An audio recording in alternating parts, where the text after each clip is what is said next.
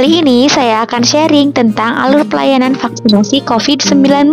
Bagi yang mau vaksin kedua kemudian ganti nomor atau yang baru mau vaksin pertama, perlu nonton nih agar tidak bingung saat di tempat pelayanan vaksinasi. Ini alur pelayanan vaksinasi di tempat saya bekerja ya, dan biasanya tidak beda jauh dengan tempat-tempat lainnya. Ini untuk yang vaksin pertama dulu ya. Jadi pertama-tama adalah menuju ke petugas yang memegang formulir atau kartu kendali, lalu mengisi lembar kendali ini sesuai dengan identitas masing-masing.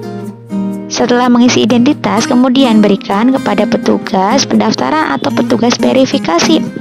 Nomor yang dicantumkan harus nomor yang aktif ya, dan bisa menerima SMS. Pengirim 1199. Petugas akan memverifikasi atau akan mendaftarkan berdasarkan NIK. Jika sudah selesai, maka akan diarahkan ke tempat screening. Di sini akan dilakukan pemeriksaan tekanan darah, suhu tubuh, kemudian ditanyai tentang riwayat-riwayat penyakit dan lain-lain. Jawablah pertanyaan-pertanyaan yang disampaikan oleh petugas. Kemudian jika ada pertanyaan-pertanyaan baru nanti disampaikan setelah petugas selesai bertanya. Petugas akan mencatat hasil pemeriksaan serta pertanyaan-pertanyaannya di lembar kartu kendali tadi. Petugas juga biasanya akan menyampaikan hasil screeningnya, layak diberikan vaksinasi, ditunda, ataupun tidak diberikan. Jika lanjut vaksin, maka akan diarahkan ke tempat untuk penyuntikan.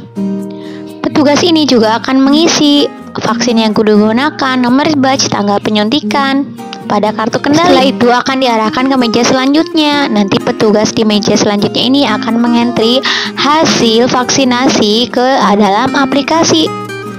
Setelah observasi selesai 15-30 menit, maka akan dipanggil kembali dan ditanyakan apakah ada keluhan atau tidak.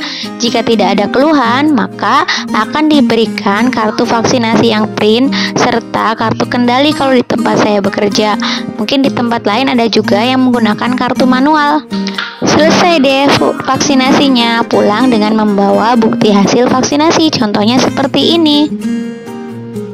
Nah, sekarang untuk vaksin yang kedua. Kalau vaksin yang kedua, datang ke tempat vaksin itu membawa kartu vaksin yang pertama, kemudian diserahkan kepada petugas pendaftaran. Petugas pendaftaran nanti akan mengecek sudah waktunya untuk dosis kedua atau belum. Jika iya, maka akan diarahkan ke screening. Screening sama seperti yang pertama, ditambah dengan pertanyaan apakah ada keluhan pada saat vaksinasi pertama, adakah reaksi alergi berat pada vaksinasi yang pertama. Nah, jika mau mengganti nomor karena nomor yang tercantum di kartu salah atau karena ganti nomor, maka disampaikan ke petugas agar petugas menandai pada kartu kendalinya. Selain itu juga sampaikan pada petugas observasi setelah dilakukan penyuntikan. Setelah screening lanjut, maka akan diarahkan ke tempat penyuntikan. Jika sudah, maka kartu kendalinya dikembalikan ke tempat petugas observasi.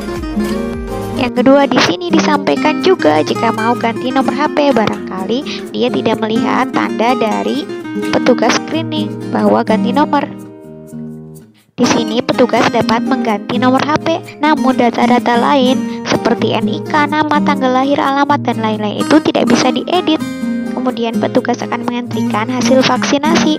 Jika sudah observasi 15-30 menit, maka akan dipanggil kembali serta ditanyakan ada keluhan atau tidak, dan diberikan kartu vaksin, bisa hasil print ataupun manual, tergantung tempat masing-masing. Jika sudah melewati sini, maka tidak bisa dilakukan pengeditan nomor HP lagi. Jangan sampai terlewat ya jika mau ganti nomor HP. Ini contoh kartu yang print, tapi ada juga yang manual. Contohnya seperti ini. Jadi kalau pada vaksin pertama, peserta akan didaftarkan berdasarkan NIK.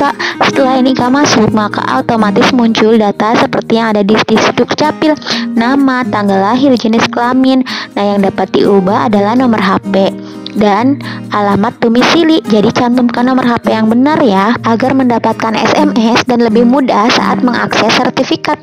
Selanjutnya adalah screening seperti yang sudah disebutkan sebelumnya. Setelah screening lolos dan lanjut untuk vaksin, maka dilakukan penyuntikan. Setelah itu menyerahkan lembar kendali pada petugas observasi dan observasi selama 15-30 menit.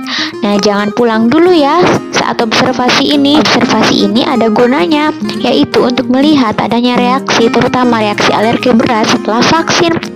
Kemudian di sini juga petugas yang mengentri hasil vaksinasi, dari mulai hasil screening dan hasil vaksinasi, mulai dari penggunaan nama vaksinnya apa, nomor batch-nya berapa.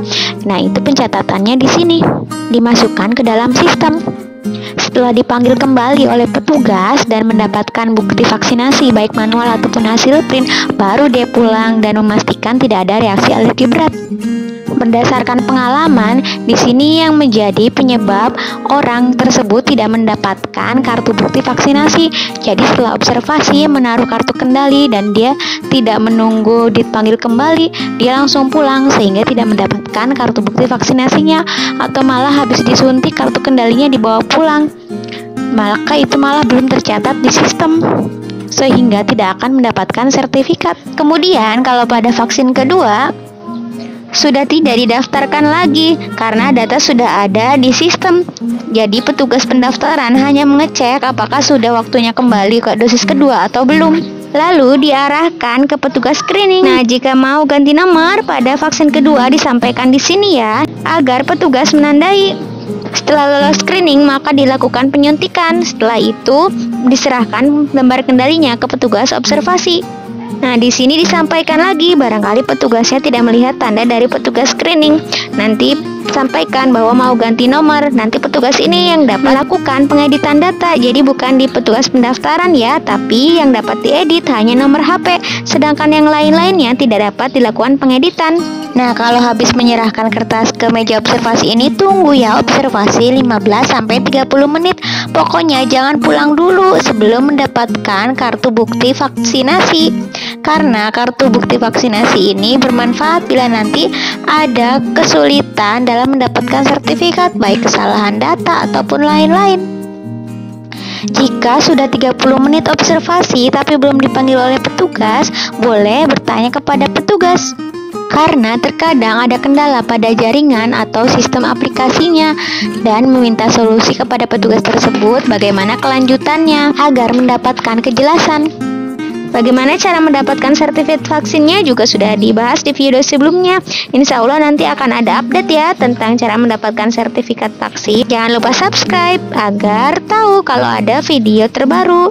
Sampai jumpa di video selanjutnya.